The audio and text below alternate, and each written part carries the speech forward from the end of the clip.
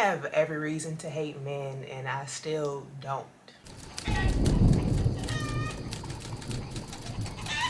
You know, to me, I think personally it is beneficial to share your story, even if it's achy and even if some people think that you shouldn't, because one day I will be an elder to the generations underneath me.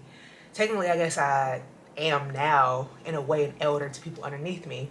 And in my 30 years of life, though that is not very long, and though I'm very young in the grand scheme of life, I have seen a lot, I've been through a lot, and I think that my story could help a lot of young women, especially young women who grew up humbly, grew up with broken familial ties, grew up with interesting dynamics with men, grew up in abusive environments, and have struggled with their own mental health.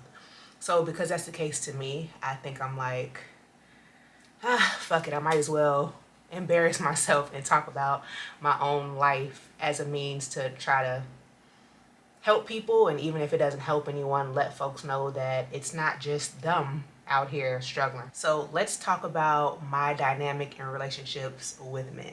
I am unfortunately a product of SA, and I think it started, my earliest memory of it starting was around the time I was 5 years old. It lasted until I was about 13 with a family member, and immediately whenever I hit puberty, which was probably around the age of 10, being a black girl who was curvy, I was constantly assaulted by men in my community around me just existing, whether that be verbal assaults or even like physical assaults, because back in the day guys used to like just touch you, like just slap you on the butt and just do crazy stuff like that. So all those things happened to me very early on, and I have always struggled with my body image. I never was per se comfortable in my body, and as soon as I started to develop, specifically I started to develop in the breast area, like I had really big boobs early on in my life. I hated it. I felt very uncomfortable with being a busty girl. And now it's funny, I've lost weight and they've like decreased a lot, and I feel more comfortable with them. But I'm like, I really would have loved the body that I'm in now as an adult if I even had this body whenever I was younger, because I just was very developed, and it caused a lot of attention on me, and it made me hate being thick. I never liked being thick. I never liked being curvy, because though it made it possible for me to survive, it also made it possible for me to be constantly assaulted and abused and mistreated, specifically by my community. But I think the mistreatment in my community started to trickle out to other communities, because everybody be watching everybody else. So I think folks just knew nobody else cares, so we're gonna do the same thing. So the abuse started early on in my life, and at the age of 12, I got my first boyfriend. My first love died. Because I grew up in a abusive household, I was an awful first girlfriend, but I also was 12 years old. So I'll try not to dwell on that very much, but he passed, and it kind of like just threw me off, because he was the only person who I disclosed some of this abuse to, and he also went through abuse in his life as well. So there was a connection there. So whenever he, left this earth, I think it really impacted me in a way that as an adult I now understand. But whenever I was a kid, am I not recording? I thought I was not recording, Lord Jesus. It really impacted me as a kid, but now as an adult I understand the impact more and more, because I just started opening up about this in therapy, and even with my family, specifically my sister, within the last 5 years. So of course a kid is like, I don't know what I'm gonna do. So, I kind of spiraled out, and ever since my first boyfriend, I have essentially been in a relationship or a situationship since I was 13 years old, except this year when I actively chose to spend time by myself.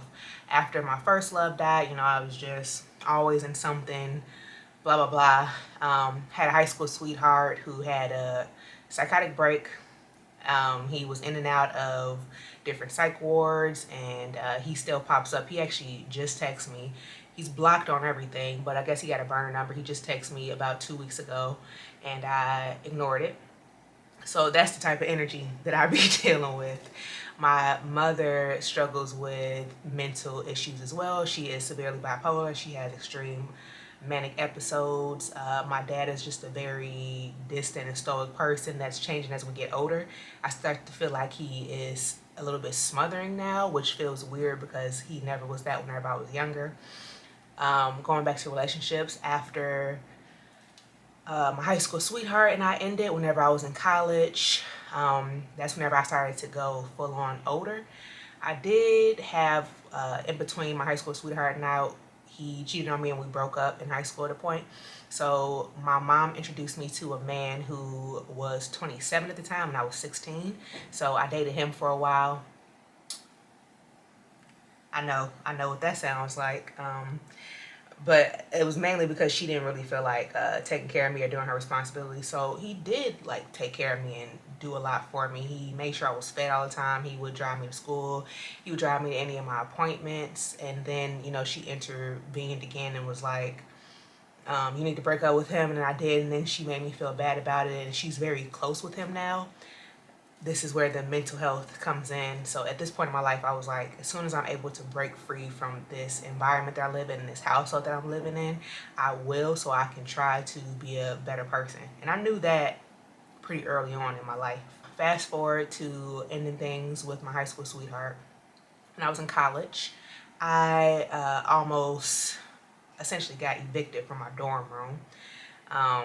So I came back to Chicago at a point because I was like real broke. My father, this is gonna sound all over the place, but my father ended up going to jail whenever I was in high school, and he almost got deported back to Haiti. So whenever I came back from college, you know, I helped him fight that case. And in a way, I feel like it's undeserving because a lot of the pretenses of him getting off on that case was that he was going to help me through college, which he did not. I still struggled. And so he got out. I stayed back in Chicago for 1 year. My sister and I, you know, were living together. I took some classes here and there whenever I was in school, but I was working really hard and I knew I had to get out of Chicago. I didn't want to be in a situation with my parents and my family, so I knew I needed to go back to DC, which is where I went to college at. I went to Howard.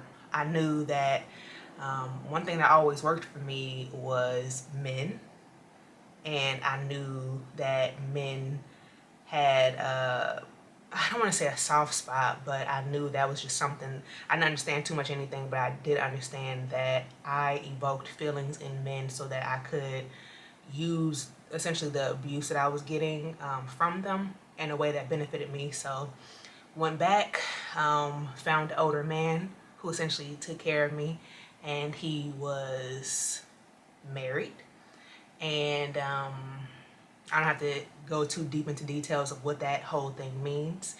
But essentially, I was like selling myself for security and comfort. And unfortunately, it actually did help me and it did benefit me in the time being. And I was able to not be as bad off as I was because my own father wouldn't like help me through school.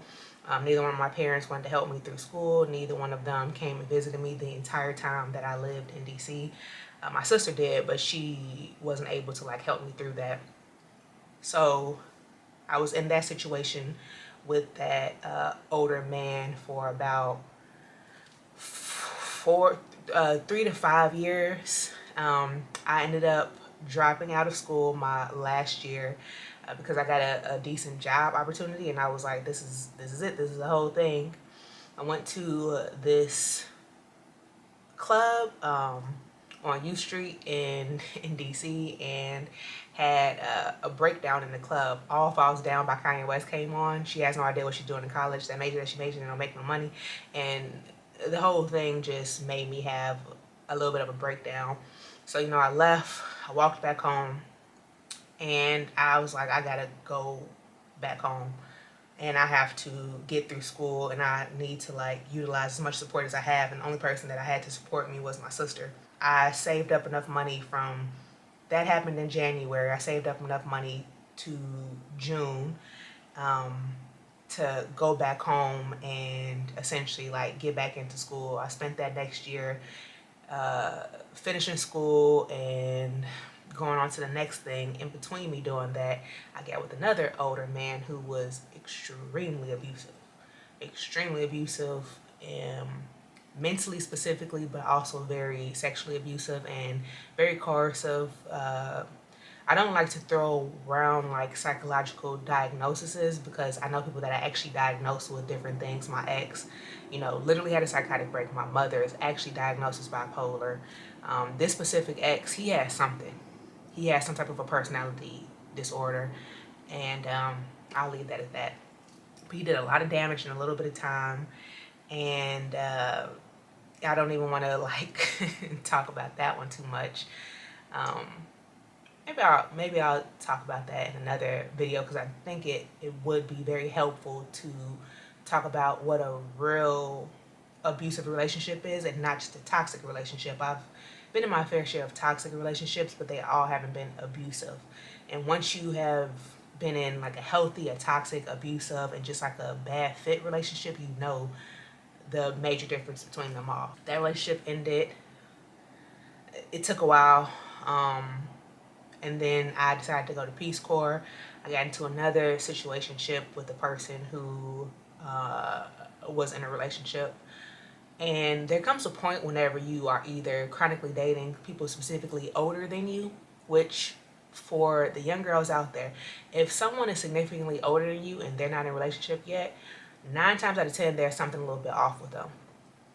They've had enough time to figure things out. Could it be that they were focusing on a career? Sure. Could there be other possibilities? Sure. 9 times out of 10, there's something wrong with them. This is the reason why older people in particular tell you not to date people significantly older than you that are not in relationships, because why aren't you in a relationship? You've had all this time to figure it out. But I digress. I think I'm starting to make peace with the fact that my self-esteem and my self-worth wasn't there, and how I viewed relationships was not going to be conducive to what was beneficial for me in the long run. And it's been taking me a long time to like work through this, because whenever I came back from Peace Corps, I immediately got into another relationship with a person who had been like stringing me along and didn't really want to be with me. And I agreed to it. And then, his whole thing was, okay, well, we're going to be in an open relationship, which at this point was my second one. And I told him before I got into this one I didn't want to be, but because my self-esteem wasn't there, I accepted what it is that he wanted me to do. And that's no one else's fault but my own. Even though a person can be coercive, I still chose to do that. And he had really bad issues as well. I remember just being like playful and like touching him, and he just really did not like being touched. And I think one time he broke down and essentially tried to insinuate that I put my hands on him, and he put his hands on me. And he might actually see this, and I don't think that he feels comfortable enough to acknowledge what he did. And though I forgive him for that, calling a spade, he put his hands on me. And one, I don't think I deserve that. Two, I've actually put my hands on a partner before. My high school sweetheart, I definitely put my hands on him, and he did not deserve that. And if he would have returned the favor in a way to me, I think that I would have deserved it, because I don't think you should touch anybody. So I say that coming from a person who can acknowledge the fact that I've done wrong and put my hands on somebody and actually like overstepped. He overstepped. He put his hands on me, and I did not deserve that. So that relationship is an example of a toxic relationship. Outside of that instance of physical assault, because if the cops would have got involved, then he would have gotten into a lot of trouble. But outside of that instance, it was just a very toxic relationship. We both struggled with self-esteem issues and self-worth and existential crisis and just not knowing what we were doing in our life. And I stayed in that relationship for about a year and immediately jumped into another one with a person that I went to high school with, who in the grand scheme of it, neither one of us should have been with each other. The relationship started out on a lie. He stealthed me. I was trying to just do this whole like, I don't care, I just want to be sexually liberated thing. And immediately the first sexual interaction, he stealthed me, and he felt very remorseful, and he, um, went out of his way to like get tested and blah blah blah. And from there on out, again, the lack of self-worth and lack of self-respect, and not having strong boundaries, I let that whole thing turn into a relationship. Even though I was in this headspace where I was like, I just wanted to be like free and like explore all these things, when deep down I really didn't want to. And I think a lot of us don't really be wanting that. And it turned into a whole relationship, which of all of my relationships has been the best one. Though he also struggles a lot as well. I was extremely depressed that entire relationship. I was not entering into it thinking it would be that, and it became that. And a lot of the reason why I did is because some of the things that he would say, I would just be like, this doesn't make any sense. And you can't essentially have somebody play the role of a girlfriend while also being like, I just want to like have one foot into my past relationships. Nevertheless, like I said, all of the issues that I've had in relationships, I take 100% accountability for. And um, essentially, people only treat you as badly as you allow them to, especially if it's habitual. After I just was like, I really like masculine men. I have a specific idea of how I would want my partner to be. And I learned that in this relationship because he was just so far off from what it is that I really wanted.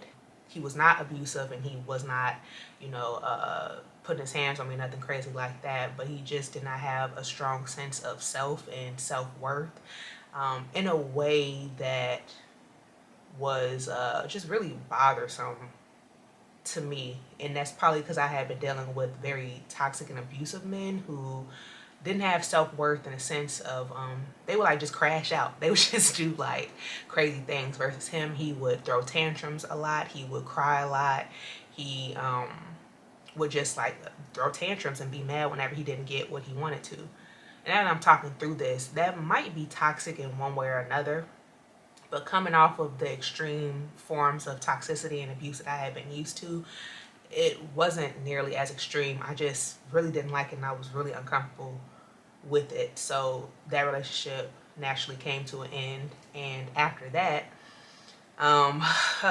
I found this person who has made it all click for me. And it's a lot of the reason why I'm even making this video, because we have been, dealing with each other on and off for, I guess, some years, maybe 2 years now.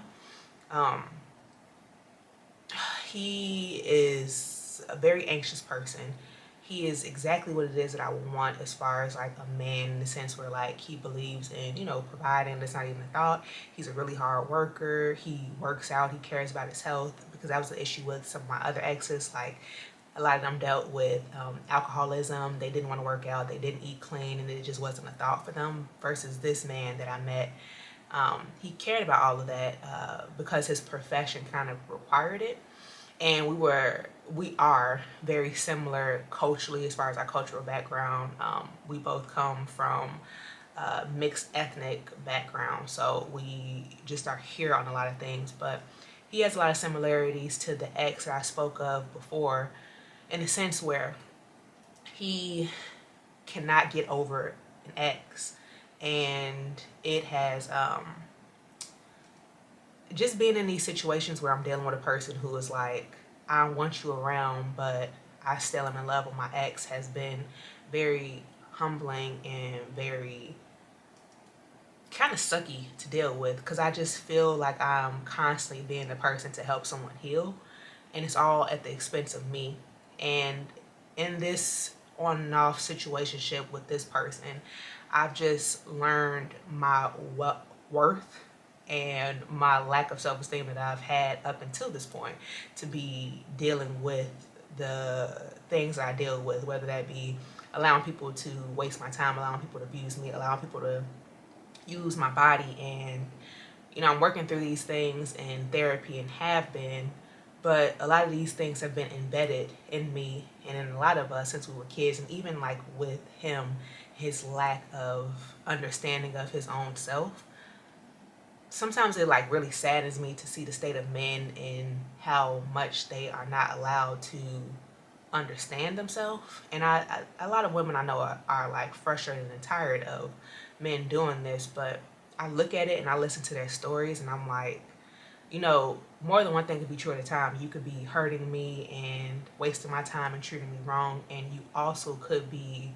a product of this whole thing that is not beneficial to either one of us. So I just spoke to him, and essentially he finally has decided to tell me the truth about a situation.